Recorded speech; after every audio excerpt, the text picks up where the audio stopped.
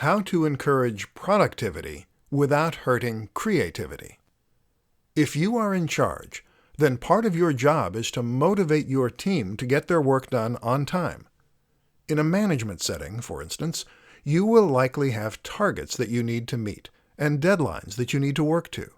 And that means you need to encourage your team to work fast and not spend their time chatting around the water fountain. So what do? One popular option is to incentivize the work and to offer some kind of reward for those who complete their projects on time. The only problem is that according to psychologists, this can actually hamper creativity. Why? Because when we are working toward something, we put pressure on ourselves.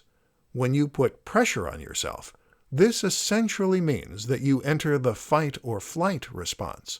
You become stressed. Yes, even if you are working toward a reward rather than working to avoid a punishment, you still trigger a stress response. In order to think creatively, we need to relax. When you relax and give yourself space to think, this causes more neurons throughout the brain to fire. In short, when you're panicking, you become very focused on a single type of thinking, whereas relaxation allows the mind to wander, which is where imagination and inventiveness comes from. So, what is the solution? One option is to think about the different kinds of work that need to be done, and to treat them differently. Data entry, for example, does not need creative thinking to be finished. In this case, providing rewards or bonuses can be a great way to get your team to work faster. But for inventive problem-solving, R&D, or even something like coding, time and space are necessary. Your job as a leader is to segregate these kinds of tasks. This could mean putting one team on the grunt work and another on the creative work, and then getting them to switch.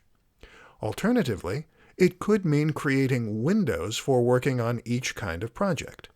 Perhaps let your team work creatively until lunch and then switch gears afterward. Although actually, eating triggers the release of relaxation neurochemicals, such as serotonin and melatonin.